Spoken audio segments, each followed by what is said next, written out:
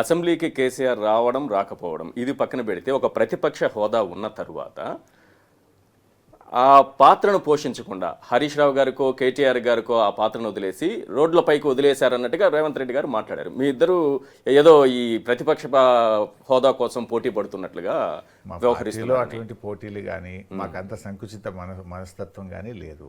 So మా leader ఏ direction ఇస్తే ఆ డైరెక్షన్లో పార్టీ నడుస్తుంది. సో డెఫినెట్గా పార్టీగా మేము చేస్తున్నటువంటి ప్రయత్నం ఏదైతే ఉందో ప్రజల పక్షాన ప్రజలకు జరుగుతున్నటువంటి ఇబ్బందులను ఒక ఎమ్మెల్యేగా ఒక ప్రతిపక్ష పార్టీ నాయకులుగా మేము ప్రభుత్వం దృష్టికి తీసుకొచ్చే ప్రయత్నం చేస్తాం. మాకు ప్రతిసారి బాబామర్దుల్ని వదిలేశారుగా, మా పైకి వదిలేశారు, ఆయన ప్రతిపక్ష పాత్ర పోషించకుండా అంటున్నారు. సరే, రేవంత్ రెడ్డి గారు ఏం మాట్లాడినా సమాధానం చెప్పాలి, సమస్యల మీద మాట్లాడాలి తప్ప ఈరోజు నువ్వు ప్రతిపక్షంలో ఉన్నప్పుడు ఏ విమర్శలు చేసినా మీరు ఏం మాట్లాడినా చెల్లిందేమో, కానీ ప్రభుత్వంలో ఉన్నప్పుడు జవాబుదారీతనంతో ఉండాలి. మీరే దేవుళ్ళ మీద ఒట్లు పెట్టి 15 ఆగస్టు కల్లా రుణమాఫీ చేస్తా అని దేవుళ్లను మోసం చేసే చరిత్ర నీకుంది. అసెంబ్లీలో ఏం చెప్పినావు, 31 మార్చి కల్లా యాసంగి రైతు బంధు పూర్తిగా ఇస్తామని శాసనసభలో చెప్పి కూడా నువ్వు మాట తప్పిన పరిస్థితి. దేవుళ్లను మోసం చేస్తేవి, అసెంబ్లీని మోసం చేస్తేవి, అసలు నీకు మాట క్రెడిబిలిటీ పోడగొట్టుకున్నావు. ఒక ముఖ్యమంత్రిగా క్రెడిబిలిటీ పోడగొట్టుకున్నటువంటి పరిస్థితి రేవంత్ రెడ్డిలో మనం చూస్తున్నాం.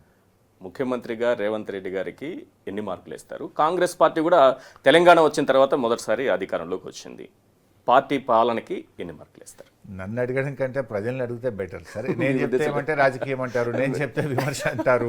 సో అయినా తప్పదు కదా, పాలిటిక్స్ లో తప్పదు కాబట్టి వేయండి, ఎన్ని మార్కులు ఇస్తారు? ఈ వేయడానికి ఏమున్నదని, ఎక్కడ మాట మీద నిలబడ్డారు? 6 గ్యారెంటీల మీద నిలబడ్డారా? రుణమాఫీ విషయంలో నిలబడ్డారా? రైతు బంధు విషయంలో నిలబడ్డారా?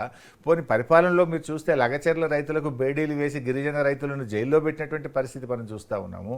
ధాన్యం కొనుగోలు చేయకపోవడం ద్వారా పంటలు తగలబెడతా ఉన్నారు, రైతులు రోడ్ల మీద వచ్చి ధర్నా చేస్తూ ఉన్నారు, పండిన పంటను కూడా కొనలేనటువంటి పరిస్థితుల్లో ఈ ప్రభుత్వం ఉంది. ఏ విషయంలో మీరు ఒక్క విషయంలో మేము బాగా చేశామనే విషయం ఒక్కటన్నా చెప్పండి. అంటే ఇక్కడ సన్న బియ్యం ఒకటి, వరికి బోనస్, రుణమాఫీ అన్నీ మేము సంక్షేమాలన్నీ చేసుకొని పోతుంటే అసలు ప్రజల్లో వ్యతిరేకత ఉంది, ఏమీ చేయలేదని బీఆర్ఎస్ అంటోంది. ఇదంతా సోషల్ మీడియా ద్వారా చేస్తున్న ప్రచారం అని రేవంత్ రెడ్డి గారు. సరే, మీకు అంత ధైర్యం ఉంటే స్థానిక సంస్థల ఎన్నికలు ఎందుకు పెట్టలేరు?